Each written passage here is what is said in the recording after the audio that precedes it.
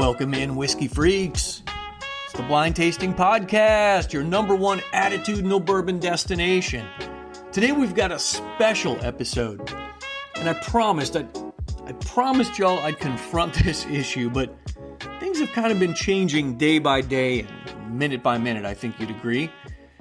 But I think it's finally time to step in and try to understand where we are and where we might be headed as it relates to tariffs.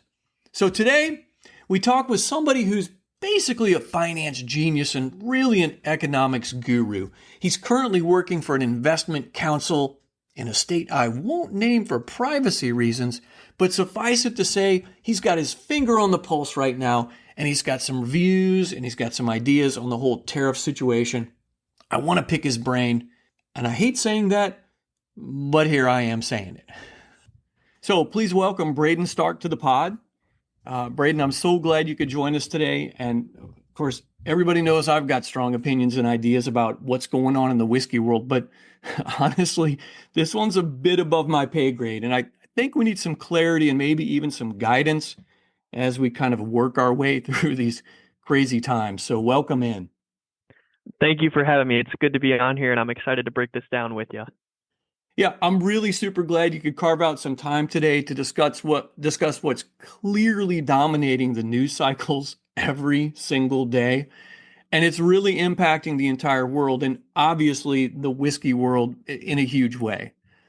Tariffs, tariffs, tariffs. That's all we hear anymore. And President Trump, I'm going to play a clip from President Trump for you here. This is what President Trump says about tariffs. And by the way, for years they knocked the word tariff, properly used, is a beautiful word. One of the most beautiful words I've ever heard. It's music to my ears. So it's one of the most beautiful words ever, evidently. It's music to his ears, says the leader of the free world. So with that being said, and if you don't mind, I kind of want to just jump right in and ask you a few questions about tariffs. And if that works for you. And so we can kind of put things into perspective. Just generally, how much bourbon and whiskey do countries like Canada and the European Union actually buy from the United States? We've heard this is devastating to the businesses, it's catastrophic and all of that. But really, what are the numbers? And I guess I kind of tricked you. It's a two-part question. And what are the numbers, and do tariffs on these exports really hurt big American distilleries like MGP and Brown-Forman when it comes to their profits and their bottom line? What say you? Yeah, so let's talk about tariffs on the bourbon industry specifically. The EU is by far the biggest export market for America, which is honestly a good thing at the moment. President Trump's attitude on the EU seems to change day by day. Most recently, it was announced that both America and the EU are both going to be having a 90-day moratorium on tariffs. Obviously, the U.S. announced 25% tariffs, and then the EU announced retaliatory tariffs. Both are putting on a 90-day moratorium in order to help negotiate. So right now, it seems like we're in an okay spot as far as the bourbon industry. Overall, about 7 to 10%, probably around 10% of all bourbon produced in Kentucky. Most of the data I could find was strictly from Kentucky, which is fine, where that's 95% of where bourbon's produced anyway. It seems about 10% of bourbon 10% of bourbon production is exported. It said, I found an article from the Kentucky Distillers, I think it's Kentucky National Distillers or Kentucky Distillers Association. Yeah. Yep, that's it. And they said that, and this is data from 2022, and I think it's important to look at potential new tariffs in the frame of older tariffs. So when Trump announced tariffs in his first term on the European Union back in 2017, the EU responded with a 25% retaliatory tariff that impacted whiskey, including bourbon. So in 2022, Kentucky distillers shipped over $509 million worth of spirits, which again, bourbon being about 80% of that, considering Kentucky is the bourbon capital. The thing to note is that bourbon exports fell in 2019. So 2022 is a new peak because the EU actually got rid of those tariffs in 2022. But in 2019, after those first set of tariffs came in, it went from $488.6 million to $319 million. So they fell by about $170 million in exports. So I think it's important to note that these tariffs are significant, right? If 10% of your business revolves around exporting and you are all of a sudden losing a quarter of that business, that means you're almost losing 2.5% of your business, which doesn't sound like a lot, especially to these big distillers. But when you're seeing a profit reduction like that, these companies don't have massive margins. So when you're seeing an absolute knockoff of business like that, that is really going to impact the bottom lines of these businesses. So as you mentioned, the biggest, and you've kind of already teed me up there by mentioning the European Union and Canada, those are two of the bigger export markets. Good thing for the bourbon industry is it doesn't really have a whole lot to do with China from what I can tell, which is nice. That's always a positive because it seems like Trump is really setting up an us versus them between the US and China. So bigger players, like I mentioned, MGP, Brown-Forman, the tariffs do hurt. They hurt even more for smaller players. Actually, smaller players have a much smaller they have a much smaller export business, so they're not able to dent these tariffs as well. They don't have as much economies of scale in these markets.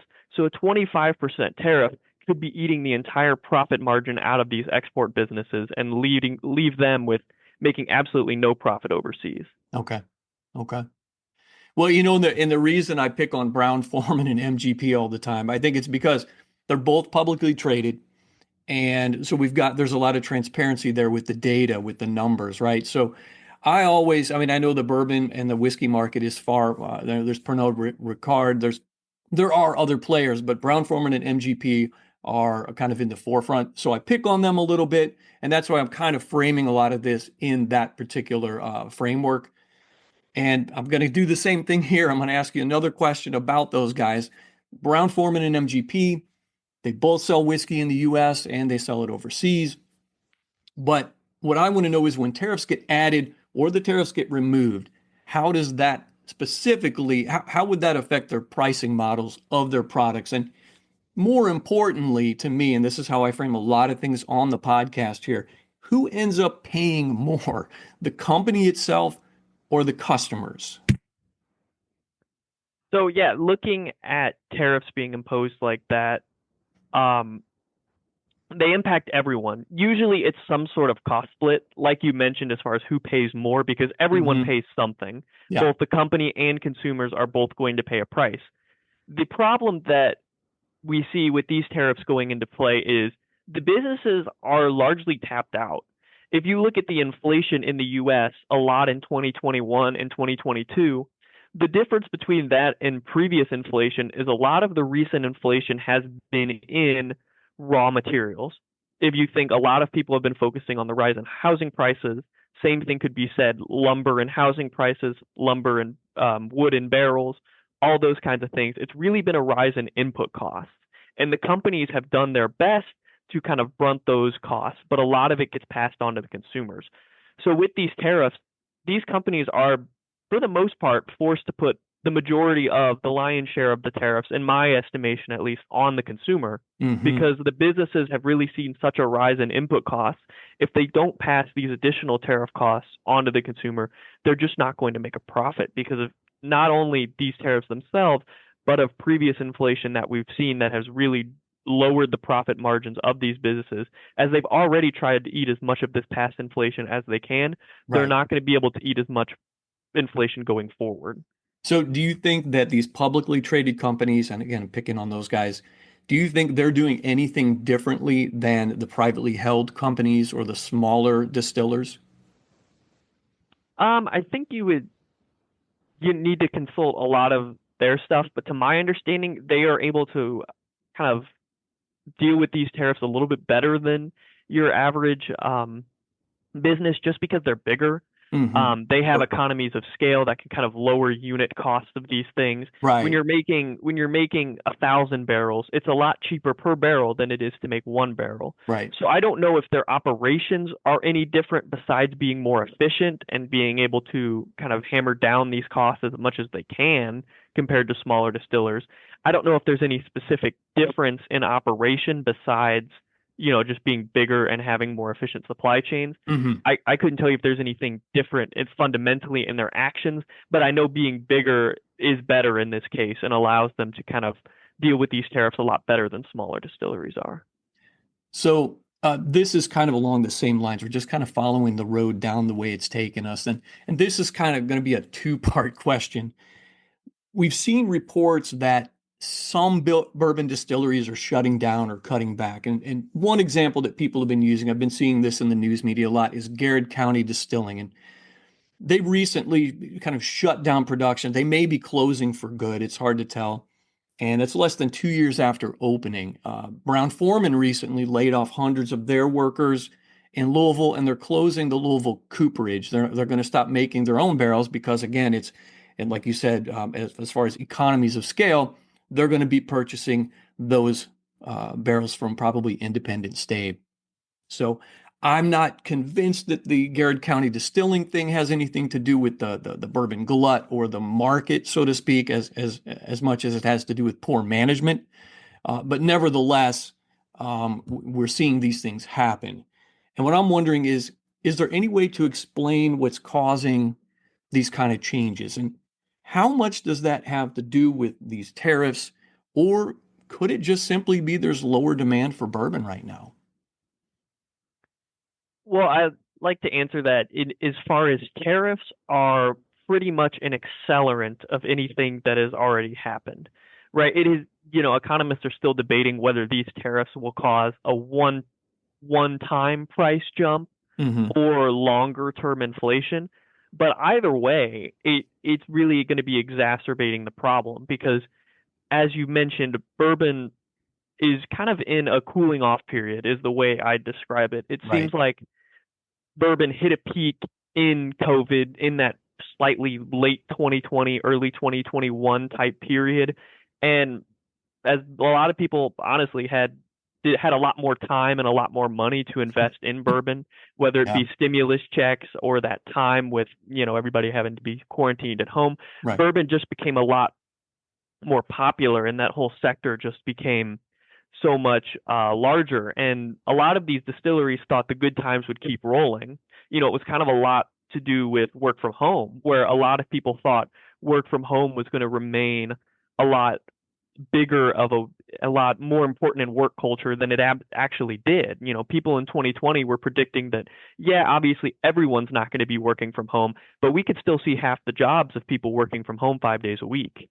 Yeah. And that's really not been the case. There's been a lot more of a normalization there, just like there's been a lot more normalization in bourbon. So the difficulty with these bourbon companies and these producers, Brown-Forman, et cetera, they have to anticipate demand years into the future while they let their bourbon age. Mm-hmm. So these companies predicted in 2020 that the good times would keep rolling. And now all of a sudden here in 2025, 5 years later, as they're starting to try and unload some of these barrels that have been aged, they're having a difficulty with this market and in getting these things. And the tariffs will only exacerbate this problem. As I mentioned, the exports back in 2018 fell by over a quarter, about $170 million back then. And that'll again make it even harder for these bourbon companies to find markets, whether that be domestic or overseas. Mm-hmm. Now, a lot will be determined by retaliatory tariffs, because again, a lot of some bourbon inputs such as lumber for the barrels, those other types of inputs that could rise due to retaliatory tariffs could make it difficult for these companies to keep their costs down as well. So a lot is left to be seen on the tariff front. Okay. But at least on the export market, it's a lot easier to see what will happen because it already has happened. And I think right now everybody's anxious, or I guess maybe the word is nervous. I mean, every day you look at naturally the word tariff, but The stock market's been up and down like a roller coaster here, and I think that's a lot of fear-based reaction, and I think a lot of it is legitimate. People are concerned. I guess they're just anxious about what's going on. Any idea on what the overall outlook for at least the bourbon industry is right now? I think the overall outlook, like I said, for the bourbon industry is it's kind of a cooling off period. These companies, they overestimated demand and they produced too much for what they were expecting. So there's a good chance prices may come down for the bourbon industry as demand remains pretty soft. Like I said, the tariffs will even make demand a little bit more difficult as these companies try and unload some of these barrels. A lot of it remains up in the air with how Trump plans on negotiating with the European Union, with China. Again, the EU, Canada, Australia are all big imports of um, bourbon.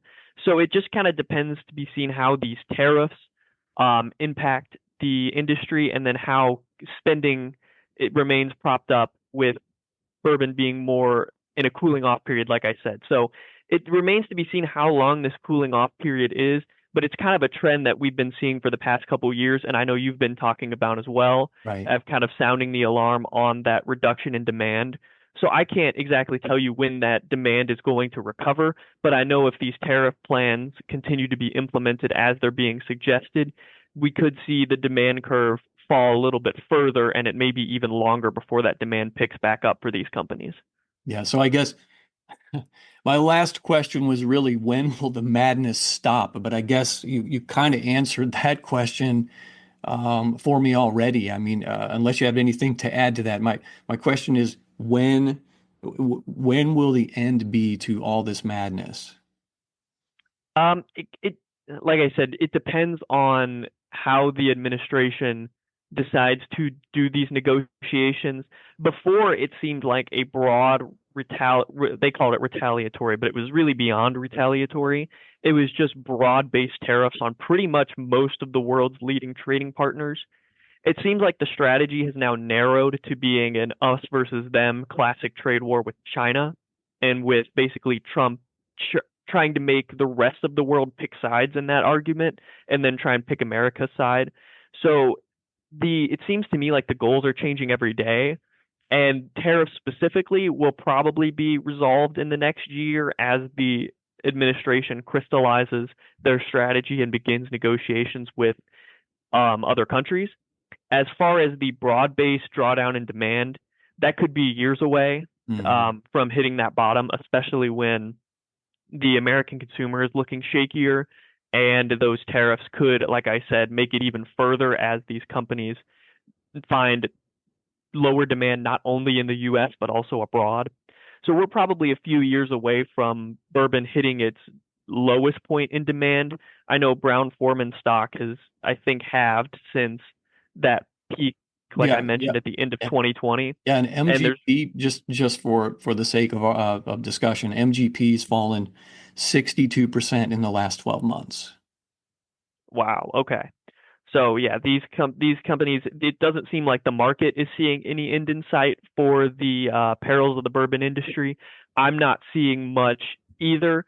But again, if these tariffs get resolved, we could start seeing some demand normalization. And then it just kind of depends on overall the state of the consumers, not only in America and abroad, and then how bourbon will be making a comeback with potentially that younger generation as those people begin to age and have more purchasing power. Right.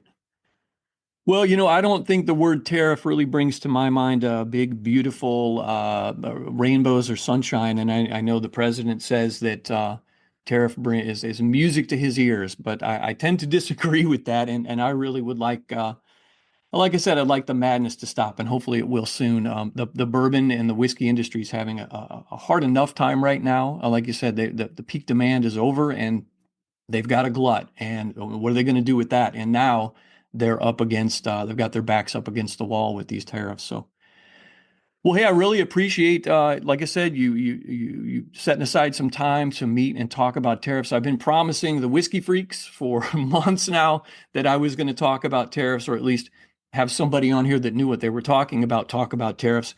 And I felt like I owed it to everybody to do that. And you've really added some clarity and some direction here for us. I really appreciate it. And maybe we can have you back sometime. Yeah, that'd be great. Like I said, thank you. And again, this isn't entirely uncharted territory with these tariffs if you look back with the European Union back in 2018, 2017.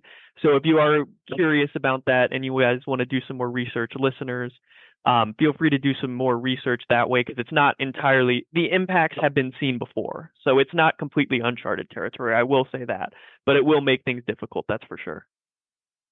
Okay. Well, thank you so much. I know you're busy. And again, thank you for spending a little time with us today. Have a great day. Thank you for having me. Bye-bye. Bye. Well, that's all I got for today, Whiskey Freaks. Just had to touch on tariffs a bit and get a feel for where we're at in this crazy world of whiskey. Special thanks to Braden for joining today.